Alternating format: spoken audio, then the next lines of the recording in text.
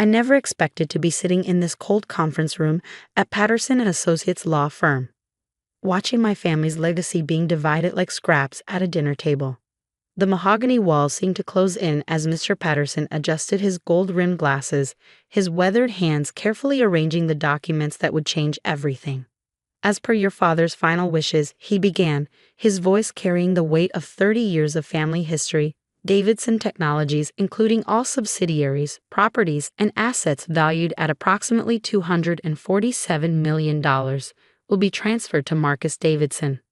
My brother Marcus couldn't hide his smirk as he sat across the table in his perfectly tailored suit. He'd always been the golden child, the one groomed to take over the family empire since childhood. Even now, at 32, he carried himself with that same entitled confidence that made me want to scratch the smugness off his face. "Thank you, Mr. Patterson," Marcus said smoothly, already reaching for the papers. "I assure you the company will continue its legacy of excellence under my leadership." I sat there silently, my hands clasped tightly in my lap. At 28, I'd spent the last 6 years building my own division within Davidson Technologies, turning a struggling research department into one of our most innovative sectors. Not that it mattered now. Mr. Patterson cleared his throat, turning to the next page. "To Sophia Davidson," he continued, his eyes meeting mine with what almost looked like pity. "Your father has left the old Davidson farmland, approximately 200 acres in Marshall County." The room fell silent. Even Marcus stopped his self-satisfied paper shuffling to stare at me. "The empty field?" I finally managed, my voice barely above a whisper. "Dad left me Grandpa's old farm?" "The property has been in the family for 3 generations," Mr. Patterson added, as if that somehow made up for its worthlessness. "Your grandfather was quite attached to it." Of course he was. Grandpa James had spent his final years out there, holed up in that dilapidated barn, working on what everyone assumed were the delusions of a brilliant mind gone eccentric. Dad had written it off as a worthless piece of land, good for nothing but collecting property taxes. "Well," Marcus chuckled, straightening his Italian silk tie, "I suppose that's fitting. You always did like playing in the dirt with your science experiments, Soph." I gritted my teeth, remembering the countless nights I'd spent in the company labs, developing new sustainable energy solutions that Marcus had dismissed as hippie projects. Now he would have the power to shut down all my research, redirect funds to his precious profit margins, and probably lay off half my team. "Mr. Patterson," my mother spoke up from her corner of the room, her voice carrying that familiar note of disappointment she perfected over the years. "Surely there must be some mistake. Michael wouldn't leave Sophia with just an empty field." The lawyer shook his head. "Your husband was very specific about the distribution of assets, Mrs. Davidson. The farm goes to Sophia, everything else to Marcus." I stood up abruptly, my chair scraping against the hardwood floor. "Fine," I said, snatching the deed from Mr. Patterson's outstretched hand. "I'll take my worthless inheritance and go." "Sophia, don't be dramatic," my mother called after me as I strode toward the door. "We can discuss this as a family." I turned back one last time, taking in the scene. Marcus already scrolling through his phone, probably planning which executive office to redecorate first. My mother dabbing at non-existent tears with her monogrammed handkerchief. Mr. Patterson carefully avoiding everyone's eyes as he shuffled his papers.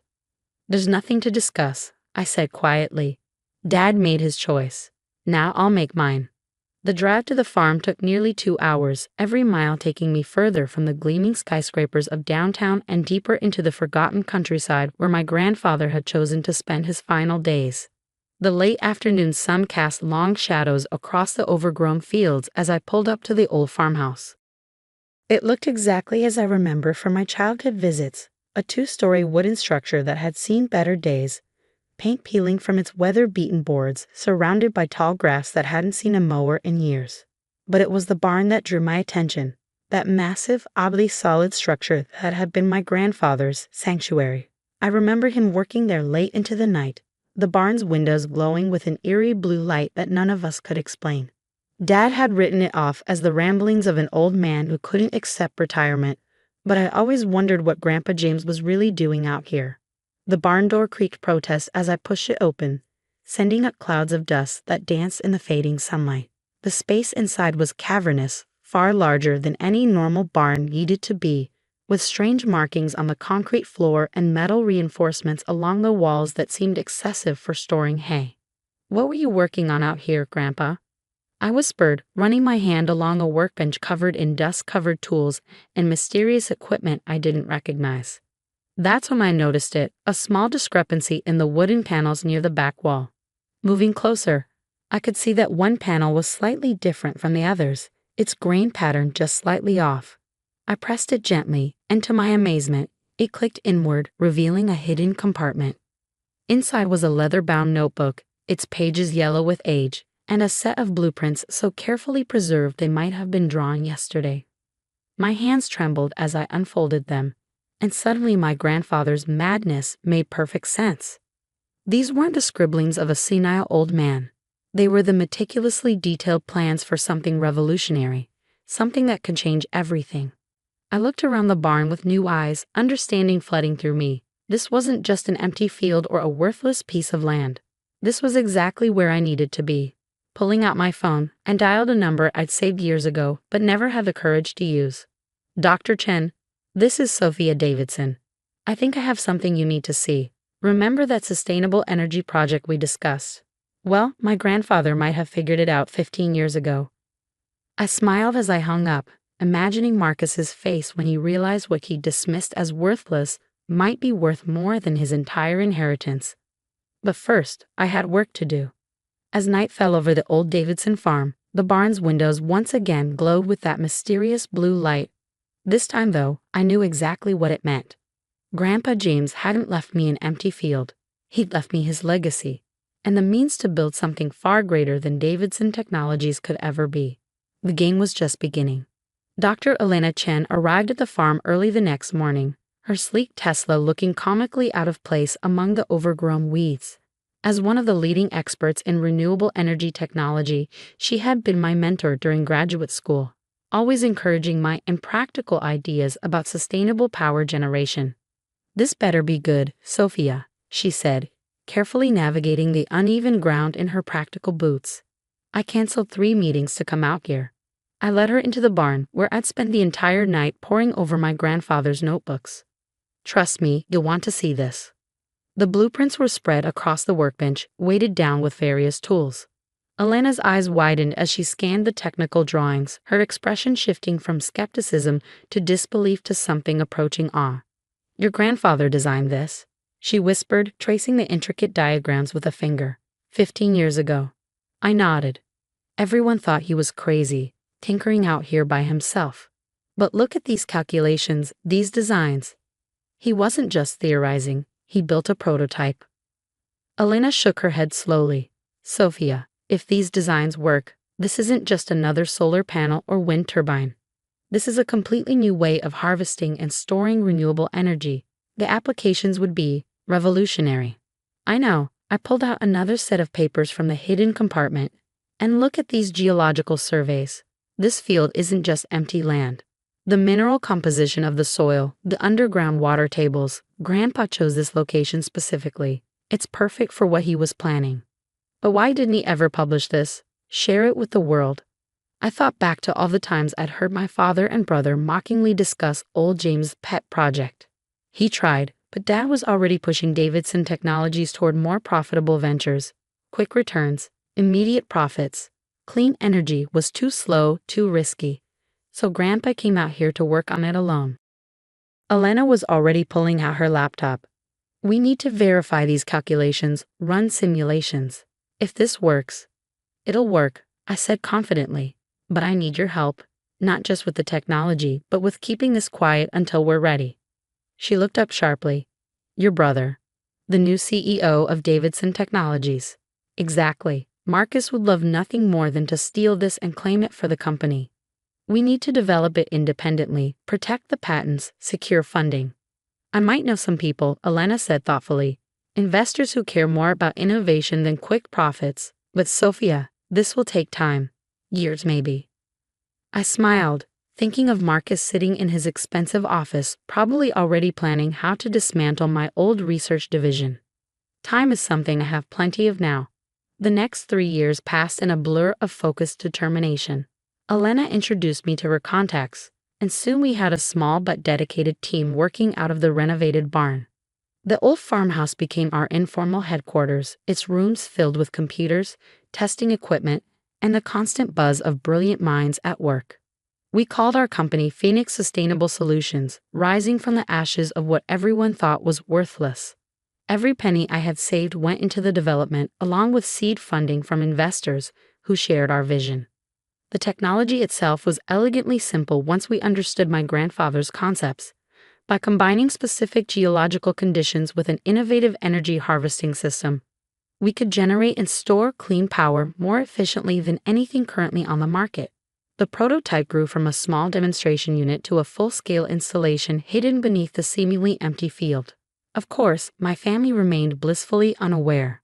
Monthly dinners became quarterly, phone calls became occasional texts. Marcus was too busy running Davidson Technologies into the ground to care about his sister's hobby farm. I heard bits and pieces from former colleagues. Marcus had indeed shut down my research division, redirecting resources to proven profit centers. Innovation stagnated. Stock prices began to slip. But he maintained his arrogant certainty that he knew best. Then came the day we'd been waiting for. Our patents were secure, our testing complete, and major energy companies were practically begging to license our technology. It was time to go public. The morning of our press conference, I stood in the farmhouse's freshly renovated kitchen, watching news vans pull up to what they probably expected to be a quaint country backdrop. Elena joined me, coffee in hand. "Ready for this?" I nodded, straightening my jacket. No designer labels, just clean professionalism. Almost. Just one thing left to do. I pulled out my phone and dialed my mother's number. "Sophia, this is unexpected. We haven't heard from you in months." "Hi, Mom. Turn on channel 7 in about an hour. There's something you might want to see." "What?" "Sophia, what are you talking about?" "Oh, and call Marcus too. He should probably watch this." I hung up, imagining their confusion. Soon they'd understand exactly what Dad's worthless inheritance had become. The press conference was held right there on the farm, with the old barn serving as our backdrop. Reporters and industry representatives filled rows of chairs on the lawn, while cameras broadcasted live across multiple networks. I stepped up to the podium, feeling the weight of my grandfather's vision finally coming to fruition. 3 years ago, I inherited this seemingly empty field. I began, my voice steady and clear. Today, beneath these grounds lies the future of sustainable energy. The presentation that followed left the audience stunned.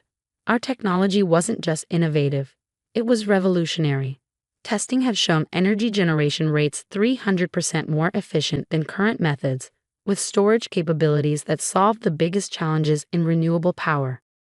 Phoenix Sustainable Solutions is proud to announce partnerships with major utility companies across 3 continents, I concluded.